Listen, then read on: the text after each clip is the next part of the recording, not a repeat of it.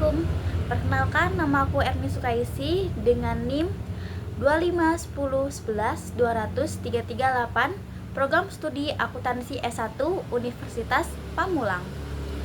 Jadi di sini aku akan membahas materi pendidikan Pancasila pertemuan 14 yang berjudul Dinamika, Esensi, dan Urgensi Pancasila sebagai Dasar Nilai Perkembangan Ilmu.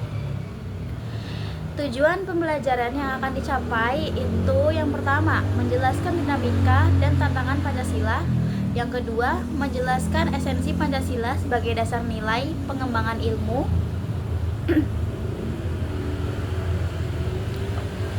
Yang ketiga, menjelaskan urgensi Pancasila sebagai dasar nilai perkembangan ilmu. Yang keempat, menjelaskan pilar-pilar penyangga bagi eksisten ilmu. Yang kelima, menjelaskan beberapa aspek penting dalam ilmu pengetahuan. Yang keenam, menjelaskan prinsip-prinsip berpikir ilmiah. Yang ketujuh, menjelaskan beberapa pokok nilai yang perlu diperhatikan dalam perkembangan ilmu pengetahuan. Yang kedelapan, menjelaskan strategi dalam pengembangan ilmu dan teknologi dalam Pancasila. Langsung saja kita masuk ke materi yang pertama, yaitu menjelaskan dinamika dan tantangan Pancasila sebagai dasar nilai pengembangan ilmu. Pembangunan bangsa Indonesia tentunya disertai dengan pengembangan ilmu yang berkembang sebagai kemajuan zaman di era teknologi dan digital. Pancasila sebagai dasar negara dan ideologi negara memiliki sejarah yang panjang dan berarti. Insinyur Soekarno sebagai perumus Pancasila menggali dan memberi nama untuk dasar negara kita. Kemudian Presiden Soeharto meletakkan Pancasila sebagai ideologi. Pengembangan iptek di Indonesia menjadi tantangan bagi Pancasila, yaitu yang pertama, adanya kapitalisme di mana dunia perekonomian sangat menguasai nilai-nilai Pancasila menjadi terbatas karena penguasaan ekonomi adalah pemilik modal besar. Lalu selanjutnya, adanya globalisasi akhirnya membuat lemah karena daya saing dalam pengembangan iptek sebagai konsumen daripada produsen dibandingkan dengan negara-negara.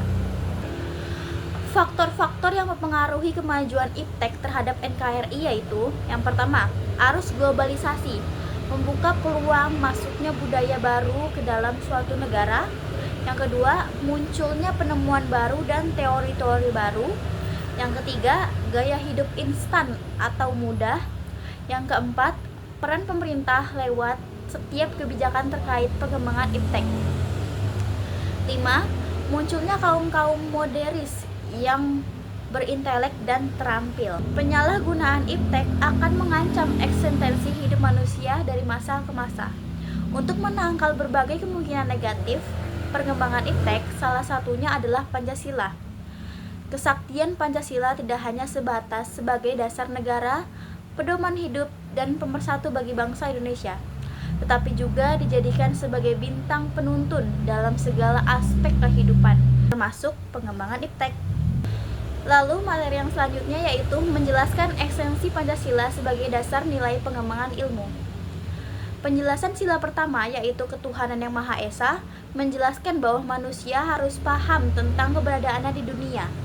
Manusia di dunia tidak lain untuk diuji atau sedang melakukan ujian yang hasilnya akan menentukan masa depannya, baik di dunia dan harus dipertanggungjawabkan di akhirat. Artinya, perbuatan manusia akan kembali kepada manusia baik itu perbuatan bagus maupun perbuatan buruk.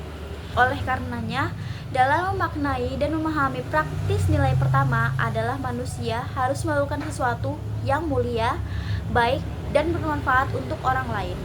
Penjelasan sila kedua yaitu kemanusiaan yang adil dan beradab, bertujuan serta memberikan arahan terhadap para cendekiawan ilmuwan.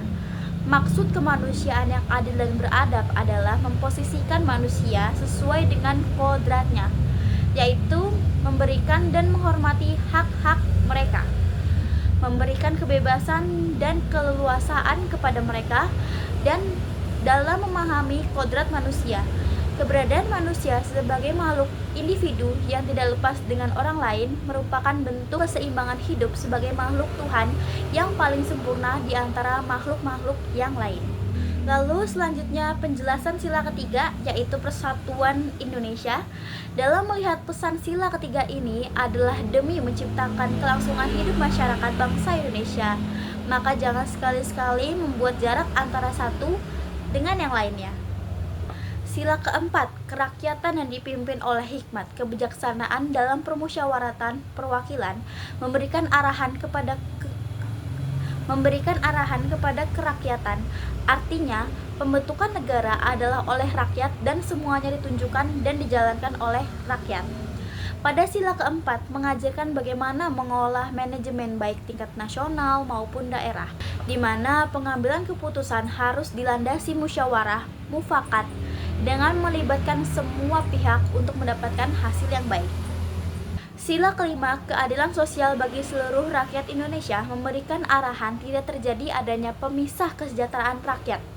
Dalam perkembangan ekonomi dan industri diharapkan saling bekerja sama agar tidak muncul perbedaan, pertentangan, dan hal-hal yang tidak diinginkan. Untuk itu, nilai-nilai Pancasila perlu terus dilestarikan dan diimplementasikan agar tercipta kedamaian dan kesejahteraan yang merata dan diinginkan. Lalu materi yang berikutnya, urgensi Pancasila sebagai dasar nilai pengembangan ilmu. Apabila perkembangan iptek yang sangat cepat berkembang dan tidak diimbangi oleh pijakan landasan fundamental bangsa karena akan menimbulkan hal yang negatif untuk bangsa. Oleh karena itu, diperlukan senjata atau penghalang untuk menangkal berbagai kemungkinan yang negatif perkembangan iptek di Indonesia, yaitu Pancasila. Mengapa Pancasila sangat penting dalam perkembangan ilmu pengetahuan? Penjelasannya sebagai berikut. Yang pertama, teknologi dan ilmu yang berkembang di Indonesia bukan berasal dari budaya Indonesia sendiri, tapi dari budaya Barat. Yang kedua, pemasaran teknologi selalu berfokus akan kebutuhan pasar sehingga di pasar Indonesia terserap oleh dunia atau dunia industri. Yang ketiga, tidak melibatkan masyarakat luas dalam mengembangkan teknologi, konglomerat diuntungkan. Materi yang selanjutnya, beberapa aspek penting dalam ilmu pengetahuan. Dalam historinya tentang munculnya sejarah dan perkembangan ilmu pengetahuan terdapat dua aspek, yaitu aspek fenomenal dan aspek struktural. Ilmu pengetahuan mempunyai unsur-unsur sebagai sebuah aspek struktural. Unsur-unsur itu sebagai berikut. Yang pertama, adanya satu fokus sebagai objek yang akan diketahui. Yang kedua, dari objek yang akan selalu ditanyakan dengan menggunakan metode tertentu tanpa mengenal titik henti. Yang ketiga, adanya pernyataan dengan berkembangannya ilmu.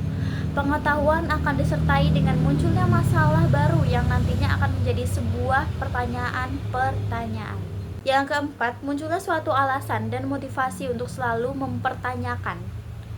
Yang kelima, setelah mendapat jawaban, maka akan dikumpulkan menjadi satu. Lalu yang selanjutnya, pilar-pilar penyangga bagi eksistensi ilmu pengetahuan.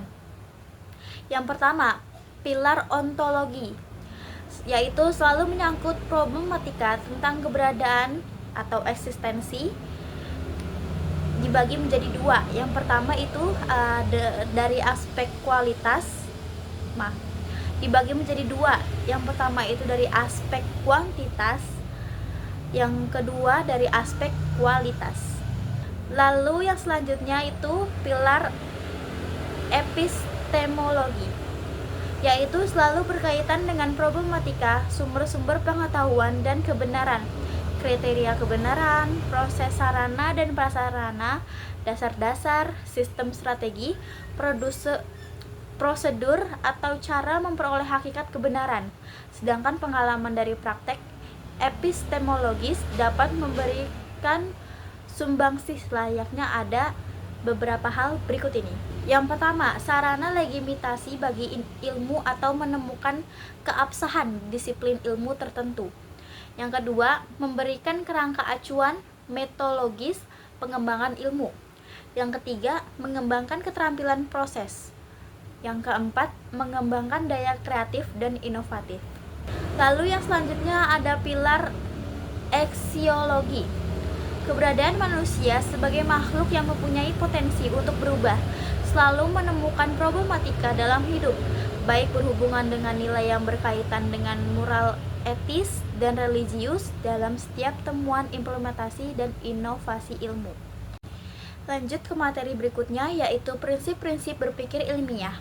Yang pertama, objektif, yaitu cara memandang masalah apa adanya terlepas dari faktor-faktor subjektif, misalnya perasaan, keinginan, emosi, sistem keyakinan, atau otoritas. Lalu yang kedua, rasional, yaitu menggunakan akal sehat yang dapat dipahami dan diterima oleh orang lain, mencoba melepaskan unsur perasaan, emosi, sistem keyakinan, dan otoritas. Yang selanjutnya ada logis, atau berpikir dengan menggunakan asas logika atau runtut atau konsisten, implikatif, tidak mengandung unsur pemikiran yang kontradiktif. Setiap pemikiran logis selalu rasional, begitu sebaliknya yang rasional pasti logis. Lalu yang selanjutnya metodologis, yaitu selalu menggunakan cara dan metode keilmuan yang khas dalam setiap berpikir dan berkendak. Induktif, deduktif, sintes, dan lain sebagainya.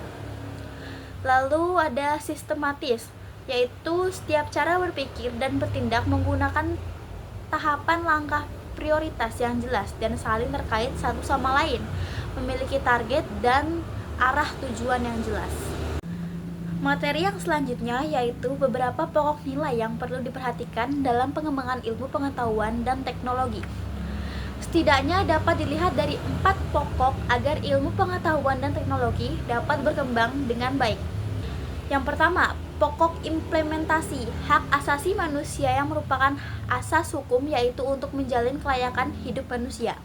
Yang kedua, keadilan dalam tantangan hidup sosial, ekonomi, dan politik menjadi tujuan yang pasti. Yang ketiga, kehidupan sosial dan lingkungan hidup.